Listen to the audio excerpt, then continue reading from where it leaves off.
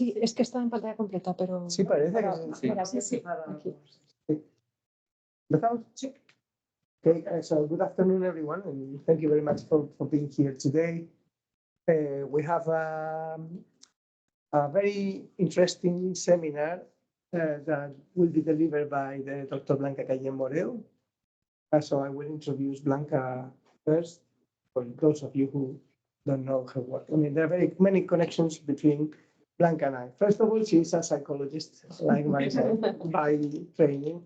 And then she moved into the field of science and technology studies, where she has done research in areas of waste collectors, applying these STS lenses. She's also been working in the United Kingdom, in University of Lancaster, where they're very strong in the field of STS, which again, a connection there with me. And then she moved to Spain, and I think something that is a very remarkable aspect of her work is that she's very much involved in the world of repair activism, and she has been the founder and one of the leading persons in the Spanish context of the Restart movement, the Restart parties. So she's leading that in Barcelona, but I think, to the best of my knowledge, I think you are one of the first people in the country that are bringing on the Restart methodology. So I think it is a great opportunity to get to know all the stuff that Blanca has been involved with, both from the perspective of the academic, but also like on the repair activism side. And she will be with us also as a keynote speaker for the conference. So I think maybe today we can get a little bit of a taste of what you are going to develop later. Anyway, she will be talking to us first, and we'll deliver like a more conventional presentation. Then we will open the floor for everyone to, if you want to comment or ask questions, but also if you just want to introduce yourself and say like whether you find any connections with what she's doing and what you're doing.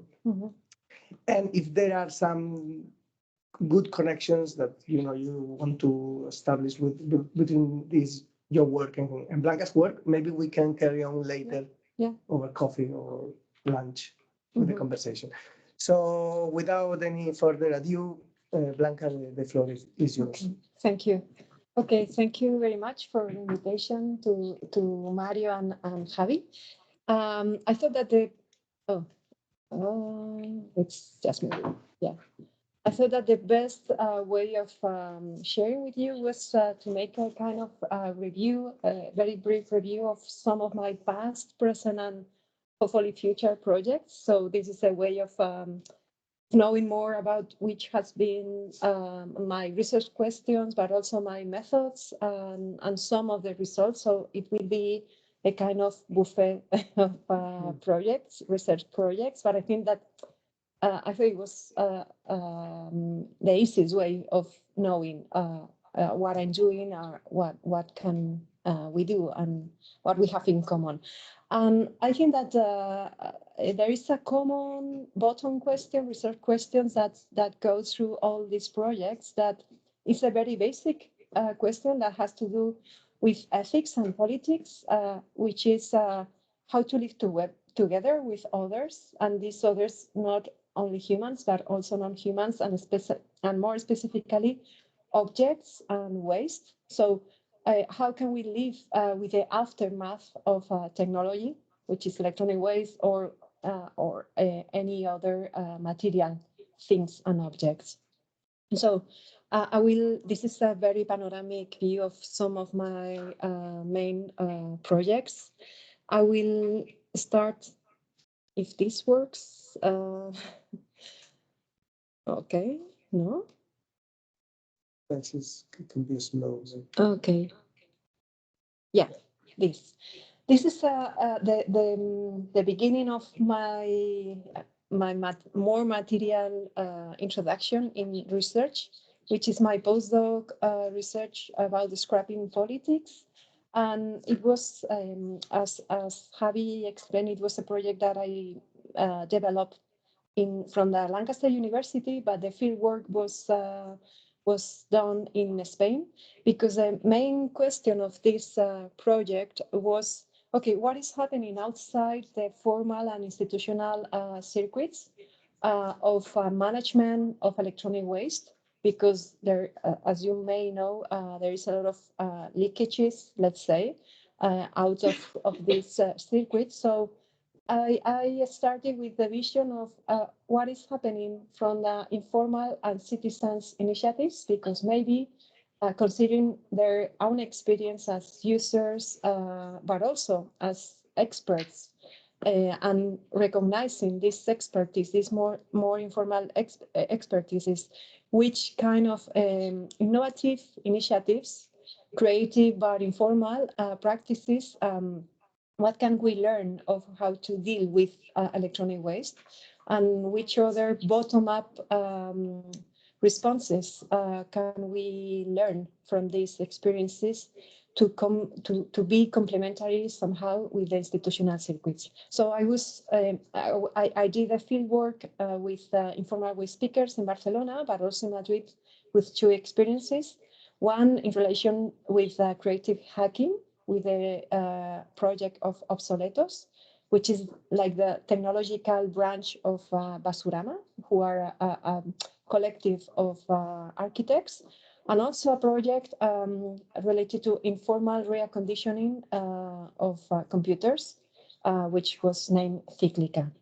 So the methodologic strategy that I used firstly with this project was to occupy the figure of the idiot of Stengers, which was kind of becoming a kind of idiot and not saying anything in advance. I mean, I only knew that I wanted to work with electronic waste, so I didn't want to define in advance what electronic waste was or what were the responses to this problem, and just limited myself to listen and to look for who which agents who was saying or doing anything around electronic waste. So the concept itself of electronic waste was kept open. So very inspired by the analysis of the scientific controversies, I dedicated the first part of the project to collect any news or to read green literature or to read articles or any material related to electronic waste. And I use the timeline, this timeline, which is based on a tool that is called Tiki which is a free tool to organize timelines. So creating a kind of a speculative life of my own computer, I started to organize the information that I had collected, following the type of agents. So in one level, I put all the information. I situated the information that I found from industry, from institutions, from the market, from the third sector, from citizenship. And I reserved two of these levels to, after locating all this information, to point to the main conflicts around electronics or electronic waste, but also the last level, which was my main object of the project, dedicated to tactics, strategies, or responses from these citizenship and informal sectors.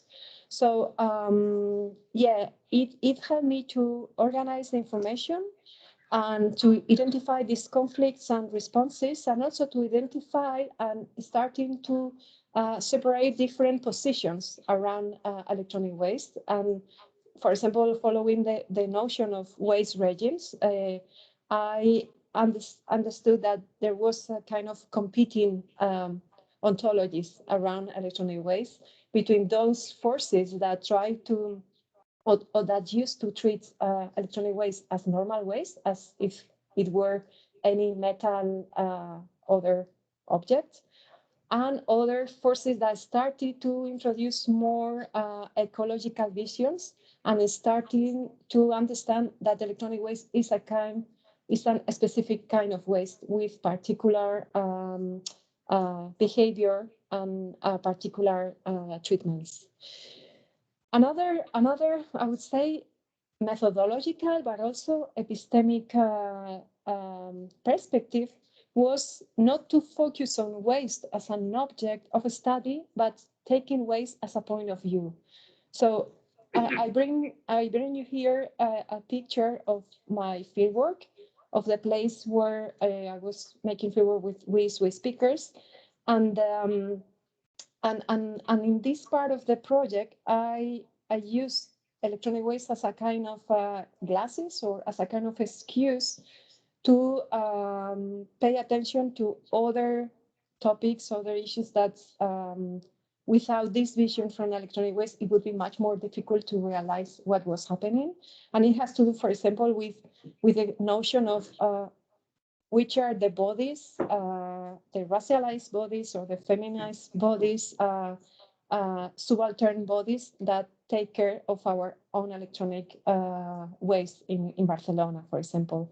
So from this consideration of electronic waste as a prism, as a point of diffraction to see what can we see from this point of view, I think that it was very helpful to rematerialize the cyberculture and to problematize some socio-technical imaginaries around autonomy, progress, innovation, because suddenly you access to another layers of these things.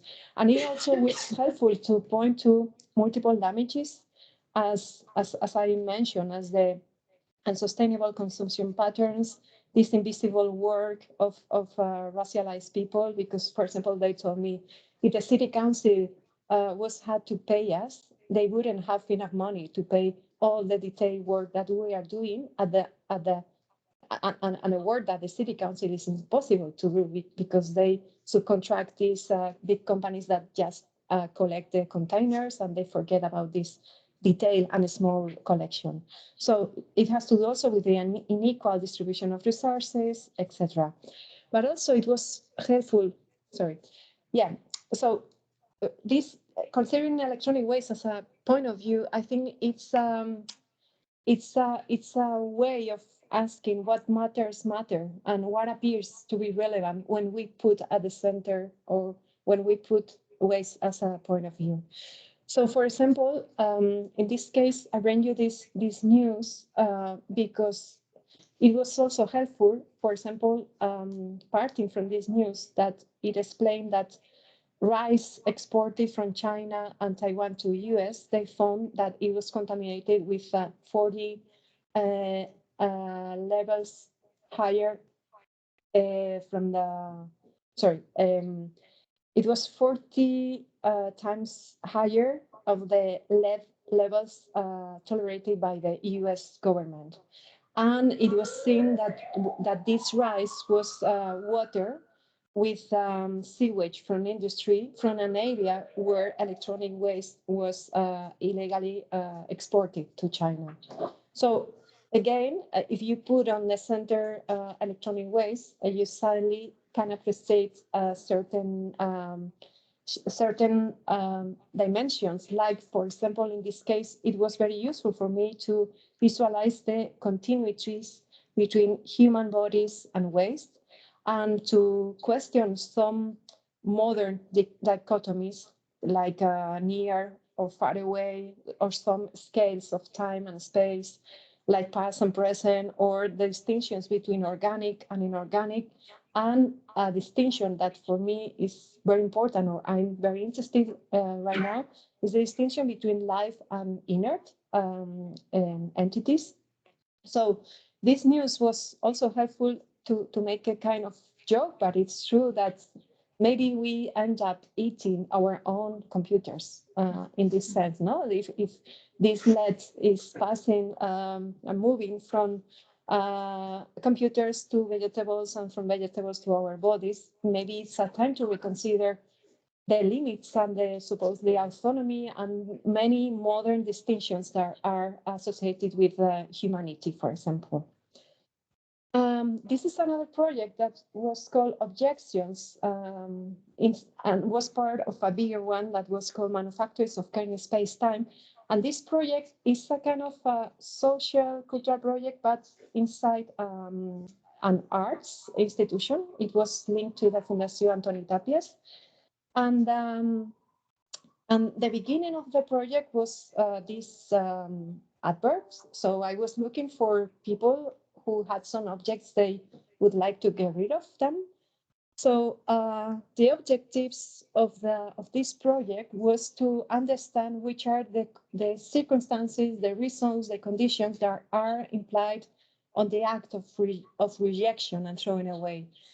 Because the hypothesis or the point of the departing point was, okay, if we live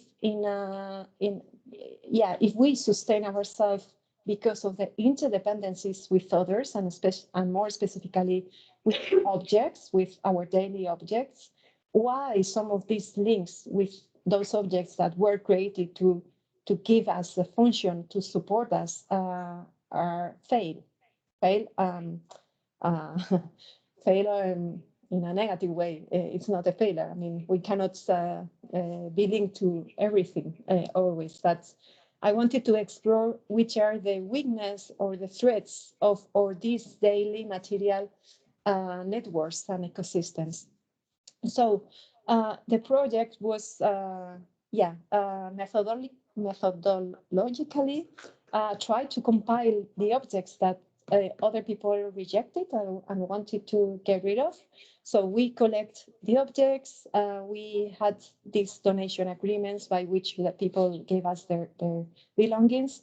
We interview the people with the objects in their own space. So we try to go to the natural spaces of the objects and taking pictures of the trajectories of these objects. We also took pictures, more studio pictures like this that you see. We try also to trying to avoid or trying to questioning the strong discursive focus of social sciences. We try to make this very descriptive analysis of the objects. It failed. We can later talk about this. So we try to combine these interviews with the objects, not only about the objects, and also these other methods, to try to understand what is happening with these ruptures of the linkages. So in terms of methods, and if you are interested on this, I wrote a paper with Tania Perez Bustos about methodologies with objects and how to do research with objects. We think that the interview was a kind, it had a triple function, let's say, because the interview with the objects, because the people, while they were talking about the history of the objects, they were touching and taking in their hands and making the movement of the trajectories. It was a way of eliciting and reactivating these intimate linkages or links, but sometimes ignored or forgotten. And it was very interesting because it happened several times before the project started, with some proofs that I made with friends, but also with some participants. That, for example, this little girl had to change 3 times of her object, because in the middle of the interview, as soon as she was narrating the stories with the object, she started to remember what happened, and she realized that she didn't want to get rid of this subject. So it was a kind of research, but intervention project, sorry. So we thought, wow, this is a very powerful tool to reactivate somehow these links. So we were, as researchers, we were affected with this by this method, by the objects themselves. So it was also useful to, very based on John Law, for example, thinking about methodologies. It was very helpful to think to understand that the information is not created between humans and between only subjects and objects, humans, but the objects themselves. I mean, sometimes the objects are how would I say, are tofudos, are stubborn, and they reject to be collected by a project. So, okay, we had to change the method. We had to be flexible. So the method is also affected by its own activation. And this is another a very funny part of the method, which was obituaries and love letters. It was I developed this method in collaboration with a collective of artists. They gave me a space of 4 Thursdays in the month of February in 2016. So I had 2 hours in the middle of the day, and they told me you can do whatever you want. So I dedicated one day to the death. To the death of objects. So people had to bring some food that they wanted to discard by any reason, and some object they wanted to discard. And when they arrived to the place, like this big table, they found this kind of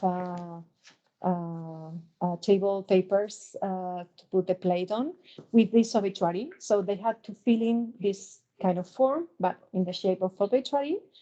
And other day, we dedicated the session to the love for objects. So they had to bring a very favorite food and an object that they would never ever would get rid of. So they found on the table at the time of arriving this kind of form of loving letters, and they had to fill this with the story of the link with this object. So yeah, you can see here the disposal, the setup. Yeah, and in the meantime, while we were, because we had, then in parallel, a friend was preparing the food, the meal with the food that people brought. So while we were eating, we were reading the obituaries, and other day we were reading the loving letters. So I think that in this case, the method is kind similarly to the interviews, a kind of appreciation device, because it's a way of dedicating time and attention to reflect and to rethink about the link with the relationship with objects. But it's also it's not only informative, it has a layer of information that you could analyze with a content analysis, but it has also a performative and aesthetic function. So it works as a kind of ritual to refunding or rebuilding some bonds of farewell and closing, or celebration and recognition of this love.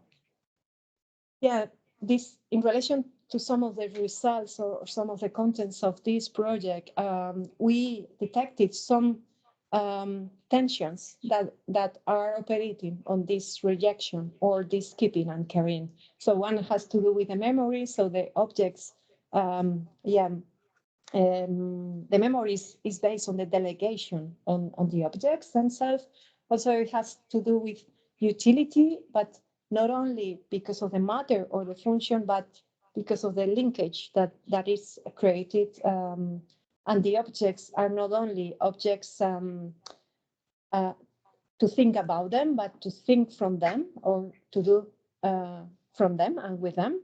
Also, it has to do with affections and interests, and how the affective bonds, attractions, interests are the factors that are moved with the objects. Or, for example, in relation with this, one of the interviewees had a very animist vision of objects. So it also opened a line to think about more ethically about objects, just considering, okay, how an animist perspective, or kind of animist perspective, how could be useful for imagining more symmetrical and more respectful ecologies.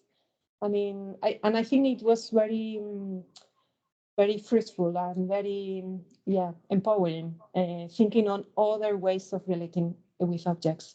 And also the notion of cohabitation. For example, when objects are part of a collection, it's much more difficult to get rid of them, or when objects are very size specific, like a core times that have been cut with specific measures of the place, are much more difficult to get rid of them. So we have here some of these tensions that operate with this keeping and caring. Well, as Han mentioned before, when I came back from the UK, I co-founded with other colleagues the Restartes Barcelona collective, and we organize restart parties, which are kind of community events, open and free for everyone, where volunteer repairers help people to repair their own devices. It's not a repair service. It's a kind of, it's so important, the pedagogical side as the repairing and technical side of this. So for 3 hours, we gather together. We help each other to repair our own devices. Another part of this project, which is very important, but it's very invisible, is the Fixometer, which is a database that is shared with all the Restarters groups all over the world and other repairers from different collectives, where we document what we have done, if something has been repaired or not, why, what happened, how we could repair. So this is just an idea. I don't have time, no money for do it, but this is kind of a gold mine of information. And we always think, wow, if this information could be reintroduced to the design process or the production process, it would be amazing, because at the end, this is a kind of research and development informal project. So yeah, it's connected with another project that I will talk later about how to repair design. What can we learn from these repairing visions? Because the same, also based on the feminist epistemologies, if we consider that objectivity is linked to democracy, and we start to reintroduce more marginal visions and to open and to include more diverse visions, maybe the knowledge and the product related to design would be better. Or will be stronger. I mean, it's just to recognize the expertise, the particular expertise of the position that repairers are being occupying, because because of their work, they have to face with the failures of design, maybe this knowledge could be recognized and reintroduced. And in fact, this is the motto, the common motto to all the repairers, the restarters groups, that says, we don't just repair the devices, but our relationship with them. And this is and based and starting on this very nuclear idea of repair, I have written with a colleague, with Melissa, who is a designer and philosopher, and a paper about what else is being repaired apart from the devices on these events, because most of the indicators that they have to use for justifying the impact, it has to do with the kilograms of electronic waste, or the kilograms of CO2, or the money that would be saved if we had to buy a new device. But there are no any qualitative indicators of which other metaphorical repair is being happening in there, not only because of the social fabrics, because of the community, but also with other dimensions. And this is a project, an applied project that we made in 2019, that was a grant from the City Council to make a kind of pilots to impulse, to create, to activate two local repair communities in 2 different districts of Barcelona. So we we started, so it was the beginning of one of the other tasks that we do, that apart from organizing Insta parties, we also give support and accompany and activate this these local repairing communities. So somehow the restart parties has become a kind of field for research, but also a tool for intervention. So it's in the midway of halfway of research and activism somehow. What's in Lola? Sorry? What does in Lola mean? Enchufa. Huh? Barcelona Sendoya. Yeah. Yeah, so there are some pictures of this. So somehow it's as I mentioned before, there is at the bottom of this project and some future projects is, okay, what is the position occupied by repairs offer better visions or a particular singular knowledge because of their confrontation with the failures of technology industry, and what would happen if this knowledge would be reintroduced. So somehow we for me it's very inspiring on thinking or very motivating for thinking how to repair our ways of producing knowledge. It had to do with, as I mentioned before, as feminist epistemologies, for example, what would happen if we would bring this idea to the field of design or to the field of design education? How can repair be an ally of design, or what would a reparative design look like? So I will talk by the end, because now we are working on a proposal of a project about this. So this is a very summary of, if we apply, this is a very simple technique that are used not only for communication, but also for a design project. So thinking on the what's, the who, the why, the how, the what, the when, the where of any design project. How, if we put repair in the middle, these basic notions or these basic questions about designs are moved, are reconsidered. So yeah, with introduction of repairs as part of the agents, what is happening, how the way of designing changes, for example. Just instead of designing from scratch as a kind of novelty, maybe it's just to learn to redesign from what we have already at hand instead of producing new things. So this is another kind of side project. Yeah, it's a kind of artistic project. It's a performative installation that I'm part of together with Nyam Nyam, Karma Turren, Manuel Quintana, and Daniel Moreno Roldán. And this is, I bring you this project because it's a kind of art project, but also dissemination, but trying to understand dissemination as part of the research or as part of a moment of research. So this project started as an activity linked to an exhibition that took place in Barcelona in the CCCB, in the Centro de Cultura Contemporánea. And this exhibition was named Science Friction: Life Among Companion Species. And this exhibition displayed the symbiotic thesis of Lee Margulis and Haraway about coexistence.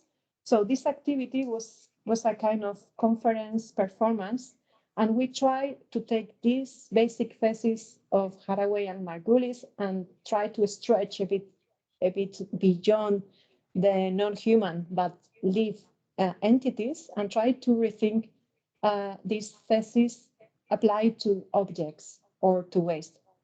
So in this performance installation, this is a very site-specific piece. We arrive some days before to the place where it's going to happen, and we work with the objects that theaters, museums, or any space store, and we talk and chat with the people that usually have a more direct relation with them, like cleaners, maintainers, repairs, or this part of the staff. And we create a kind of installation and a space and walkable space as a kind of big tapestry with the objects in there. And there are 4 layers, let's say. So there is the movement, my colleagues that come from dance and movements with the objects. So we try, we try to explore in this piece and to inhabit for almost 55 minutes these questions. Okay, what if modernity distinction between subjects and objects is an ontological fiction to justify the hierarchy and the domination between, the domination towards these others?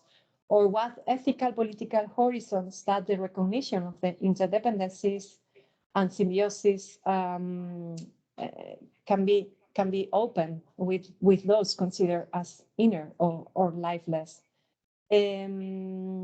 Or how can we live together and inhabit this in between that crosses and sabotages this dualism? So as I mentioned before, there are 4 layers. One of them that has to do with the movement and with the object. So in terms of movement, sometimes we try to create the effect that you are not sure who is moving who, like is a human the object or other way around. There is a textual part that is my part, the more academic, where by reading some pieces that collect some testimonies and suggest some questions, I try to give some conceptual tools, very explain, to rethink about the relationships with the inner. There is the music, which is vaporwave style, which was composed by a colleague from an archaeological exercise of recovering samples of the old social network of MySpace. So this creates a kind of musical atmosphere that helps to make this immersion. And there is also the light part, which are these fluorescent, these LEDs that were created to this piece. They only consume 400 watts. They are halfway between the scenic and the visual part, because at the end they are one more object and they're moved also like the other objects. So as I said before, I think that in this case, art is a good ally to work with, to research, and to give us models for thinking social theory. So with this piece, we try to go beyond the logocentric visions of doing research. And I think that this piece is a way of trying to raise awareness and making more tangible some conceptual things that sometimes are more difficult to explain. So I think that during, as I said before, 55 minutes, we try to create a space or to create more habitable images, concepts, and metaphors through this performative vision. No?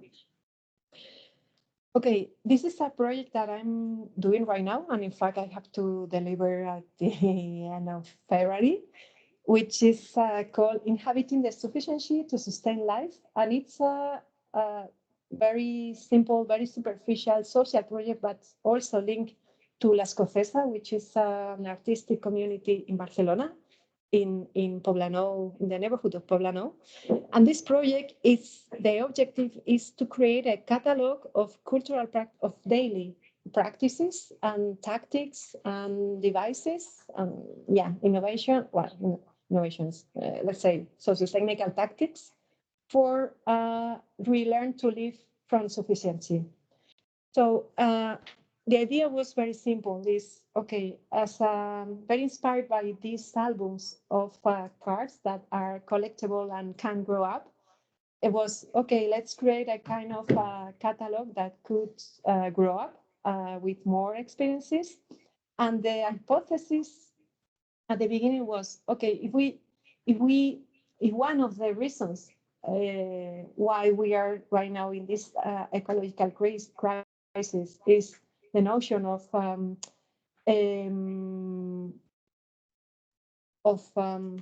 extra limitation, and we should relearn to live from sufficiency. From where or from which moments can we relearn to do this? So the hypothesis was, okay, maybe we can learn from elder people who, in the case of Spain, for example, live in the post-war moment or live in more scarcity. Or, for example, in terms of climate, maybe we can learn from people that have migrated from more extreme climate regions, or come from specific situations with more scarcity. So I've been doing research, interviewing and making focus group with the artists of this community, who most of them are from abroad. So they already bring this a particular experience of living in other contexts, and also in neighbors from this neighborhood. So yeah, after doing my field work, now I have to systematize somehow this information on a very, very simple way, because the idea is just to create very simple material. In fact, this is a fellowship for just doing the research and just propose a prototype of how this catalog could be. But as I'm connected with this art community, we wanted to create also some physical cards. So probably we will create a small amount, a very selection of these practices, and create with the collaboration of local artists some cards. And maybe in the future there is the idea of create a game to play with these cards and maybe use them, and I don't know, to make a more gamified way of thinking about living from sufficiency. Yeah, this is a project that has just started, and yeah, these are the people who are part of this project that is called Circular Grassroots Innovation for Sustainable and Inclusive Urban Transitions. I cannot explain too much about this project because it has just been started, and we will have the kickoff meeting in April. But the main idea is that we want to explore and examine the challenges and opportunities of some specific urban circular grassroots innovations. So in my case, I will explore more deeply the experience of repair in Barcelona, different repair communities or different repair activities. And every partner will be focused on different experiences. In Barcelona, together with Federico de Maria, it will be more focused on collection, on waste pickers. So in Barcelona, we will be more focused on repair and recycle. In Amsterdam, in collaborative housing. In Gothenburg, sharing economies. And in Nantes, food circularities. And we will be focused on different dimensions like space, the governance of these experiences, and inclusivity and scalability, to explore, okay, the possibilities of creation, maintenance, and scale of these initiatives to other contexts. Yeah, so the idea is to make this work in collaboration with other agents like activists. In fact, here are the list of the partners and collaborators, social enterprises, scholars, but also policymakers and administration. It's a 3 years project, so it will be long. This is another project that I'm developing with Cristina Cano, who is connected. So maybe Cristina can also clarify or explain more things about this project, which has to do with infrastructural waste. Cristina, she's a telecommunication engineer, and I'm from STS. I'm trying to explore which are the ecological impact of the mobile communication networks. I mean, considering that in terms of the discourse that justifies the scale and the substitution of one 3G for 4G or 5G or 6G is yeah, this notion of development and also sustainability. Okay, what if we start to rethink the sustainability of the infrastructure itself? And we wanted to put attention on the electronic waste, on the waste that is created with each escalation of this and substitution of these networks. So the objectives of the project is to better understand this environmental impact of the mobile communication technologies, but also how this electronic waste is generated or managed, and which are the trajectories. Also, we wanted to explore the different frameworks that could be useful to rethink about this infrastructure metabolism. And also, if we get some money and more time, maybe create some kind of citizen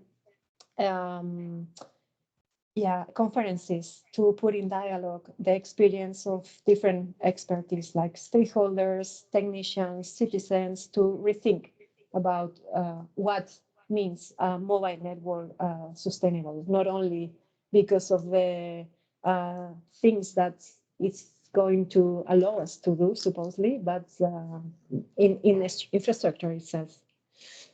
Yeah, some of the questions that we are asking is, very widely, which specific conditions, practices, elements, and circumstances contribute to more caring, sustainable, and false or degrowth definition of infrastructure, in this case applied to the cellular networks, or with other forces push for a quicker dismantle of these infrastructures, turning into electronic waste. Yeah, very briefly, this is a book proposal that we are working now with Ricardo Green and Tomás Razuriz, sorry. We have submitted to Verso Publishing, but we have not yet received any response, so we'll see. So the idea is to create a very easy, very small book about the rights of things, as a kind of provocation to call for the rights beyond the humans or living entities, and to try to call for attention and for these other other entities, non-human, maybe non-linear, or in the halfway between organic and inorganic, human and non-human. Yeah, so the idea is just to invite, to reactivate a new materialistic, a new way of thinking on our relationship with things. This is a preliminary, it would be a kind of decalogue, yeah, mm-hmm. 10 articles. The first one would be the right to not exist, just to reconsider if a subject, if an object has to be created or not.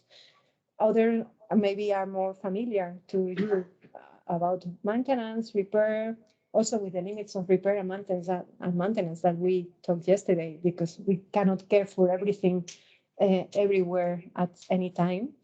So that's why the last article would be the right to a worthy death somehow, or what means a good death for an object.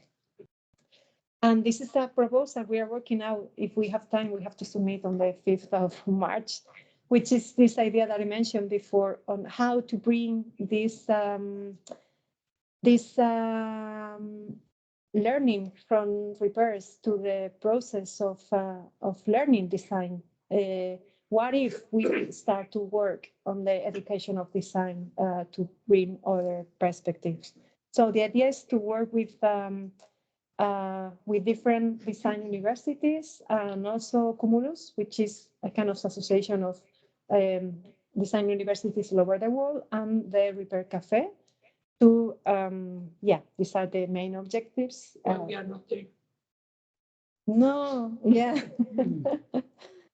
Yeah, in fact, they have changed the rules. The Erasmus Plus, the budget has to be super strict, and well, So the idea is to create what we call repair labs. I mean, the idea is very simple. It's just to create some space or some moments or some occasions where to reach somehow the repairing expertise and the students and teachers of design knowledge, and yeah, to mutually affect each other and enrich and reinforce the education and the paradigms of design creation from the repair points of view, and to try to systematize this experience that will be developed in the 4 universities to be replicated in the future in other spaces. Yeah, so I think that at the end, there are some common questions that go through all this project that, and I think I just brought these questions also to you, maybe to open the floor and discuss about how can utilitarian and domination relations be avoided and reversed, not only in research, but also beyond research, or how can we establish more horizontal relationship with objects, not only objects of knowledge or of a study, but also objects in the material sense, or how can we create transdisciplinary alliances? And I think, as far as I know, that here we are people from very different backgrounds. So, okay, how to merge these specific and different experiences. And yeah, that's all. Thank you.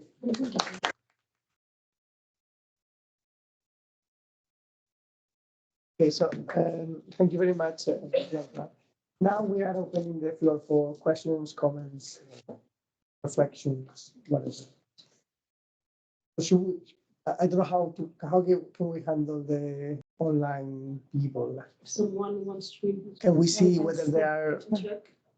Can we see whether they're putting the hand, they raise the hand? I can see. You can see that. Okay. Yeah. Okay, so should we start with people in the room? Okay. So Tess, and then the Sophia, and then Victor. Oh, I didn't see, and Alex. Okay, so thank you so much for that very wide-ranging discussion of all of your different projects, and sort of mostly just focusing on the book project about the rights of things. Mm-hmm. I have many questions, so I will just try to focus on like one conceptually, but obviously like trying to come to a different way of interacting with things and the objects with which we live. Choosing the rights discourse is a very sort of like, I mean, it's a particular choice, right? So I'm interested in sort of how you arrived at that as how you want to go forward, and also to what extent you're sort of interacting in this project or like thinking with, I mean, obviously the things that you've presented your interest in are of a certain kind. And so that sort of brings up a certain set of imaginations of what I think you might be writing about, but then also it brings in all of these, like the rights of nature discourse, which is a hugely like legalized discourse. Mm-hmm. And then sort of like on the other side, questioning what are things, the different things we're bringing into the world as AI and robots and all of these sorts of things, right? Which are all of a certain conversation, but also they're very distinct conversations. So I'm wondering to what extent you're sort of thinking about or planning or already engaging with these, like, I mean, the rights of nature stuff I've looked at more, and it's like these questions, it's like we're bringing these into courts of law, and then who speaks for these things and who represents these things, and how, like, what is an ecosystem the thing, or is the river the thing, and all of these things. So. Well, we have to write the book, but for now, we are very interested on some points that you have mentioned. On, for example, on this idea of paying attention and inviting to rethink these continuities that, as I explained before, between humans and non-humans, and the limits between who am I and who is this bottle and this. So I think it's a kind of excuse to put on the floor some of these more philosophical, ontological questions. So why we claim for the rights is a kind of provocation or an excuse. In fact, I'm not very comfortable with the discourse of the rights, because things happens beyond beyond courts and beyond rights and beyond everything. So I think it's a kind of hook to reclaim certain attention to these issues. And we are more interested, as you said before, for example, the artificial intelligence or robots. I would say it's a huge apart chapter, and we will have to recognize that they're there, but we are not interested on them specifically, because it's a huge and it opens other different questions. We are more interested on very material things, manufacture things, daily objects, these more humble matter, let's say. Yeah. Sophia. Thank you so much. There's a lot of intersections between our work, because I'm also an art-based researcher thinking about how the inclusion of those methods can bring about citizen participation in science, but also urban planning. And so that part of your talk was great to see the different methods that you're using, like the obituaries and the performance. And I wondered, I have many questions, but I think I'll get to which. I realise that you might not be necessarily the one doing the art, but which body of theory are you drawing from to bring together this kind of social material stuff with the arts theories of knowledge production? And then also, I'm really interested in your work with the Escofisa and how you were seeing the building of those relationships in that community with the external community, how you're thinking about that exchange, as maybe also in, relationship with the planning of Poblino, which I understand is quite gentrified. Yeah. Well, in fact, I would say that in relation to your first question, my approach to these more art methods, it's a very wide. I mean, it's as far as I was invited by this collective with whom I organize these sessions of the meals, etc. As I don't work only by myself, but always in collaboration with people from arts. I feel that I don't have to know about the field, but I think that through the dialogue and through this meeting, for example, these sessions were designed in a dialogical way with these people. So somehow we organize. There are some decisions, more aesthetical decisions, that I trust a lot on them, and I listen a lot about any suggestion, and so I wouldn't know what to say about my kind of references, because it's just the occasion of and taking the opportunity to work with people. So I think that it's more based on the collaborative work and on a dialogical way of working, more than I suddenly starting to read about art methods. I tried to retrofit it with some kind of theory that exists, but I I just think you mentioned John Law and things like learning to be affected and all this kind of. I think like maybe that's like the sort of thing you were looking at, you were asking about. Yeah, in this sense, I drink from more STS and feminist epistemologies. For example, John Law very I think it's very open and very inspiring to rethink methods. Also, for example, the notion of intimacy and the notion of objectivity from I can pass you some references, but I'm sure you will know Phil Collins, Haraway, Joanna Latimer.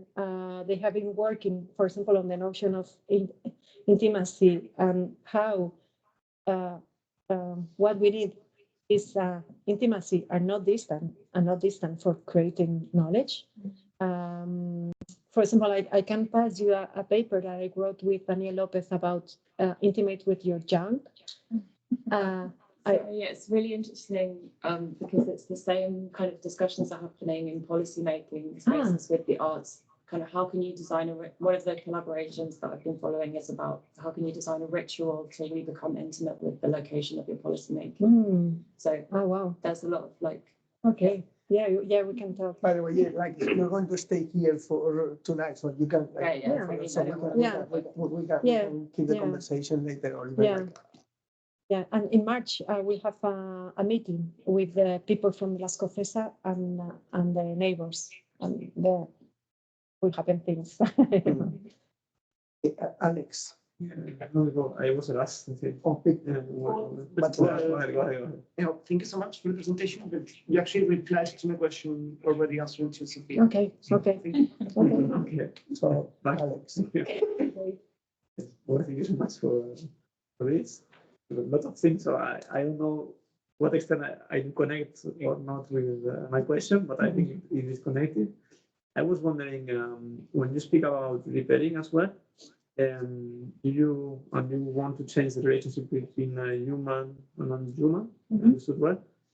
And do you also use like studies on consumption, the consumption, this kind of stuff? Because I remember I'm not in this topic, but I'm interested in it. And I remember that there was some work in cultural marketing studies about accumulation of objects, for example.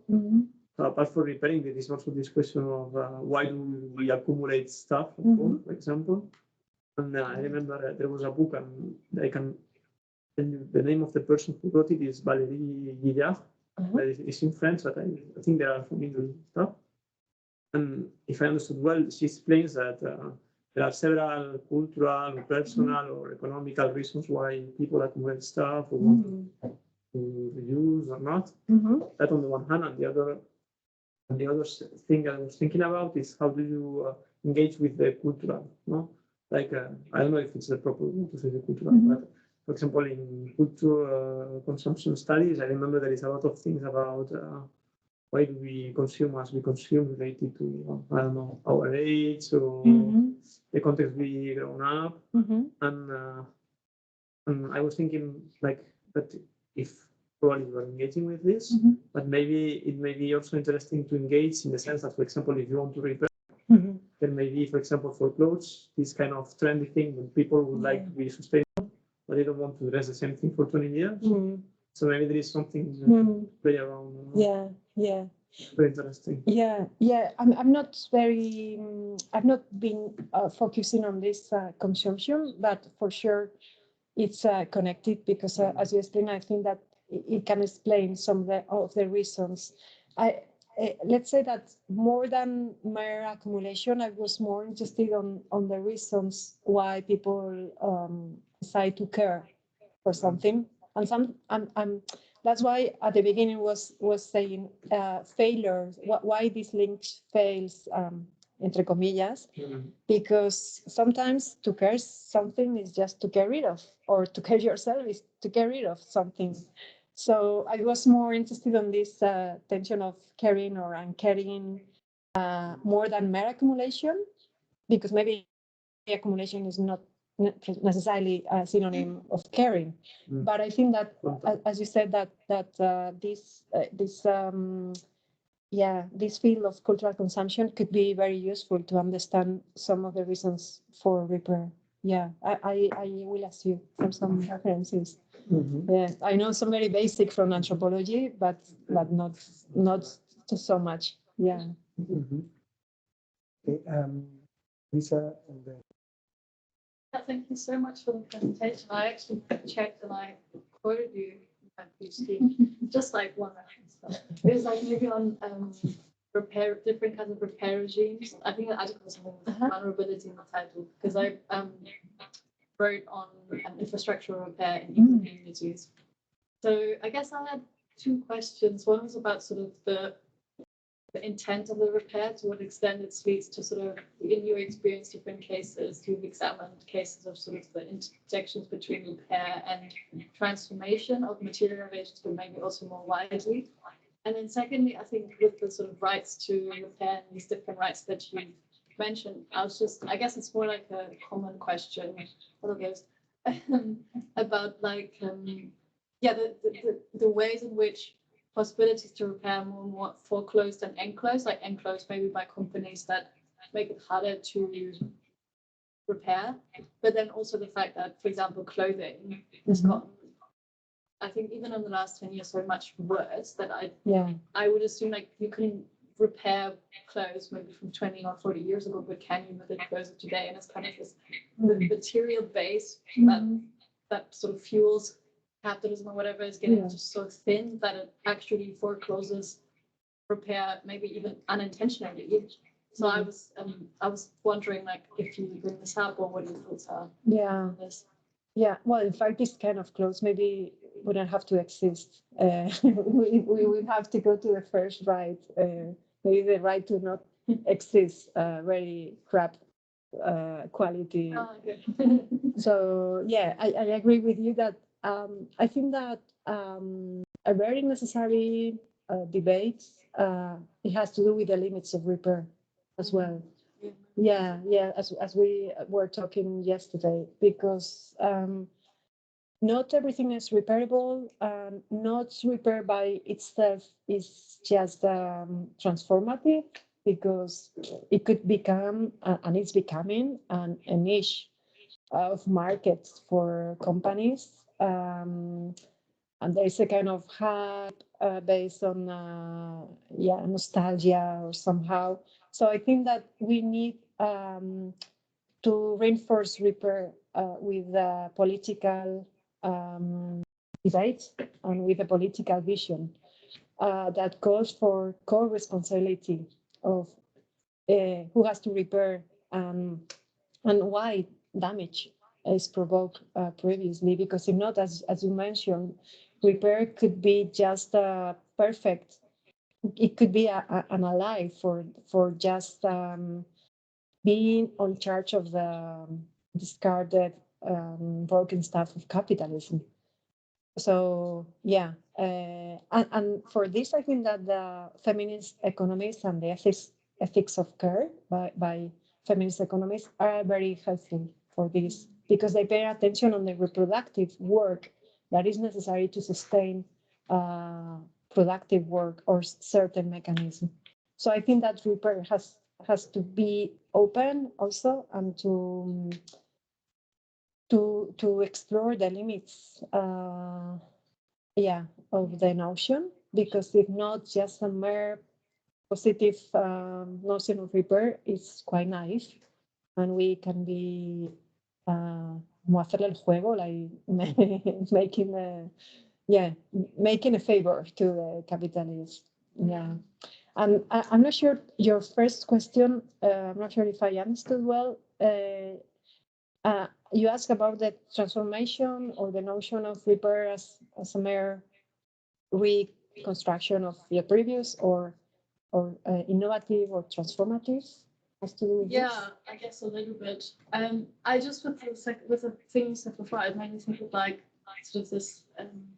I suppose social limits of repair, right? Because I mean, in my case, people were really fed up, and then they did it slowly, then they had to do it again, and then again. And again. So it's like this whole thing. I guess I meant, what's this guy Sennett? He writes, I think, about like something like reconfigurative repair or something, where you really transform the object and the purpose of the thing, and like I guess that allows all sorts of transformative possibilities for society. I guess I'm thinking a little bit more also from the perspective of being able to do that by yourself is hugely empowering for, I don't know, like transformation. your Yeah. current ways of living. And I don't know how you've examined that or how often these kind of discussions and concerns come up for people who've worked. Yeah, for me are more useful. I mean, I don't agree with this stretch vision of repair as a kind of mere back to the previous versions or yeah. I think that that in every repair there is a kind of transformation. Just for example, for the fact that in the case of Restapare, for example, an object that was not even foreseen to be open is being open. So there are many levels of innovation or recreation or transformation, I would say. So for me, it's more productive to think repair on this more transformative and non-standard way, because you realize on the repair itself, yeah, there are many common repairs. So, for example, the toaster usually are broken on the same way, but every repair is different, and you realize that you cannot standardize even the repair or how long it's going to take a repair. So, yeah, for me, it's more useful, this more transformative vision. And by the way, like discussing the politics of the repair a lot in the paper, like we're publishing. So if you're interested, we can share the draft with the group, which is only mainly about the politics of repairing the right to repair. You. Yeah, thank you. I was wondering, you kind of just alluded to it, but I'm kind of interested in hearing more about it. You said in the rights of objects that that has connection with like post-materialist values. If I understand correctly, and I'm wondering like how like the rights of objects leads to post or anti-materialistic values, or can actually disrupt the kind of like a new version of capitalism. And I was wondering also if you've thought about, maybe this goes into the right to not exist, but the right to destroy objects. I guess that, yeah, maybe it comes from like a more view of like political action, direct action, where people do consider things the right to destroy certain objects, and what your views on that. Well, I'm not sure if I talk about post-material values, but in fact, in the paper that I mentioned, Sophia, about intimate with your junk, we make a call to rematerialize. Somehow, in fact, we are very critical with these zero waste policies because it's impossible. So we make a kind of call to rematerialize our relationship with things. To give the space, to put on the center this material, the material vision. So we are very critical with this dematerialization now. No, it's not true. We are surrounded by materials, and maybe that's why the first right has to do with the right to not exist. Maybe let's think if we need something to create something, but even though any creation, there is a departing point that is already existing. So maybe it's just to leave the resource under earth and not transform it, but it's already existing. There is a matter already existing. So I think it's a call to rematerialize our vision of what an object is, or what human is, or what a resource means. The limits between a resource or when something is starting to be considered an object and when it's finishing to be considered an object. So I would say that we are more interested on rematerialization. And I suppose that destroy, it's a good idea. I mean, I had not think on this, but maybe it has to do with what means worthy death. Or to treat death as with dignity. What is a good death? And maybe, I think that we need also, as I said before, when we talk about repair, and we have to be very political in the sense of repair, we need, and we talked yesterday also, I think that we need very situated analysis So I wouldn't say anything about destroy, just itself destroy. It depends on the conditions, on the reasons, on the context. So I wouldn't say that destroy or repair is good in itself. For example, during my field work yesterday, I was explaining Javi how the waste pickers found, for example, a mattress, a super new, very entire mattress, and he was going to just destroy it for my eyes to just sell it as scrap. And for me, it was, oh no, this is an object that already exists. Maybe it's worthy to resell it to someone to avoid to destroy it. But then, for example, I realized this guy has not any paper. He cannot even access to the market to sell to anyone this. So maybe we need a more ecosystemic visions on analyzing what is being repaired or destroyed and intention with others. So maybe the best thing that could happen with the mattress is to be destroyed, to give food to this guy. So I think that we need more caring and detail and situating and ecosystemic analysis of what is going to be repaired or destroyed. Mm. The more materialistic ones. Yeah, yeah. Okay, There is one hand there. this one hand, is it? Really? No. No? Oh, sorry. It looks like that. Okay, so any other questions, comments? We all, okay, Javi.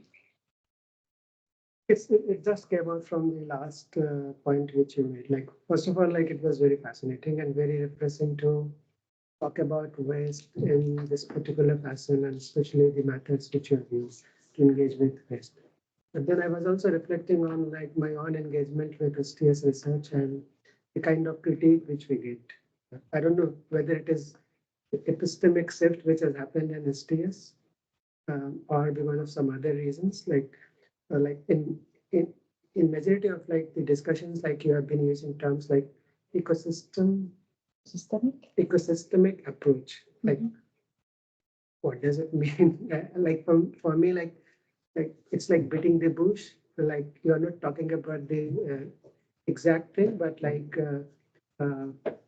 depoliticizing the thing, but talking about politics. For instance, like waste is all about like the capitalist economic system, which you have been touching about, modernity, but at the same time, like the politics of the big capital or the politics of the modernity is not directly coming up in many of the conversation. So like how do you reflect on this? Like should we directly talk about the capitalism or the class-based analysis or like economic analysis, like how big capital regulatory mechanism, insurances have say over like things, how we use things and how they can be used as a waste. Like you are talking about the death of the thing, but then obviously there is the afterlife also. Many things have afterlife. And like the afterlife is many times in other countries. So for instance, maybe you have given the afterlife story also, like how it is going to China and then like it is becoming part of like the same life. Yeah. So like can we talk about like this is definitely very refreshing and interesting, but at the same time, how can we bring more explicit political discourse into this very cultural analysis of waste, because both are very like I'm very sure you are very much aware, but like it's in the way of presentation, like how we can like weave more direct political stories while also telling these very fascinating like insights. Yeah. Well, maybe I don't know. Maybe we are talking about different visions of politics, more macro politics when you talk about the economies, and maybe my analysis are more micro, no? Because I think that putting or trying to begin like an ecosystemic vision is not depoliticized.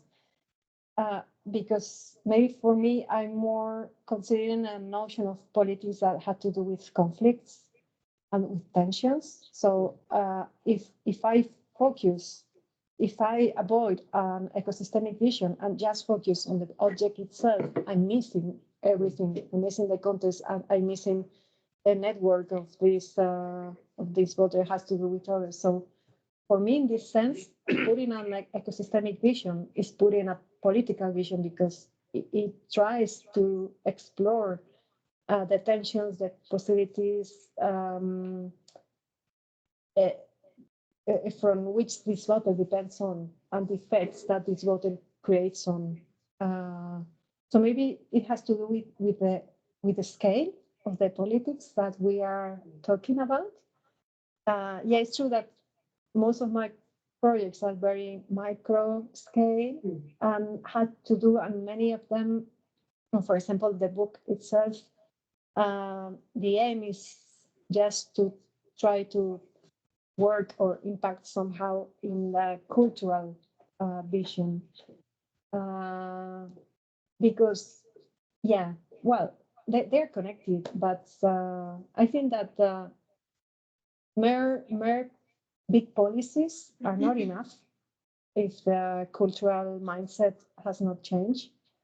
And at the same time, they need each other. So yeah, maybe I'm more focused on this cultural side or this mindset and this micro politics. And I think that also another way of including politics has to do with the reflection of the limits of this ecosystemic vision, because we cannot, as STS, we cannot make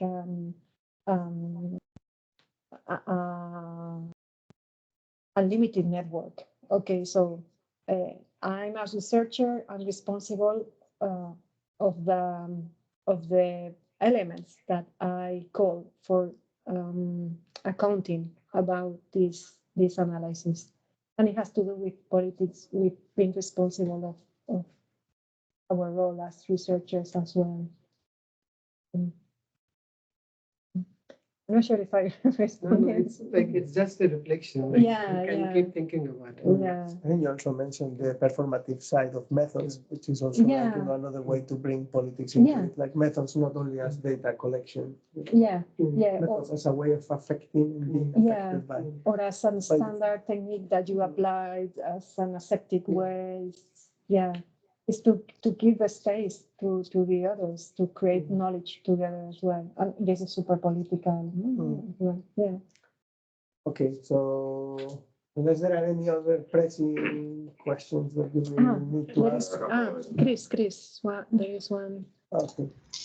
Yeah, well, just to say hello, since you mentioned me during the presentation, but I think everything was clear. And thank you for the talk. I think I already knew some of your work, but this has given me a broader perspective. Can you hear me or? Yes. Yeah. Okay. And yeah, I was actually asking that we sometimes frame our work like how can we better guide technological development in this kind of networks? But when you talked about the right to exist, and maybe we have to think more about this, put this more onto the table, no? The right to exist to new infrastructures, or whether we already have enough with what we have and we can just maintain it. No? Yeah. But yeah, that was all. Yeah. I suppose that in the technology industry is a kind of taken for granted, because for the market, and it has to do with the big macro politics and economy, is that we need to produce more and more and more to keep this machine working, the machine of making money. I mean, not other machines. Yeah, so it should be a first step, I suppose. Yeah. We're just thinking which new services we can provide so that they justify the creation and implementation of a new network. No, and probably that has to be the first question. Yeah. Okay. Well, thank you, Blanca. Thank you. Okay, so I think we can say that we can leave it here. So I want to say, like, it was very inspiring. Thank you very much. I think you could see it by the amount of commentary questions that your presentation triggered. So Blanca is going to be with us for the rest of the day and night. Excuse me. In case you want to also like talk to her after work or whatever. Yeah. So yeah, thank you very much, Thank you. and let's give her a round of applause.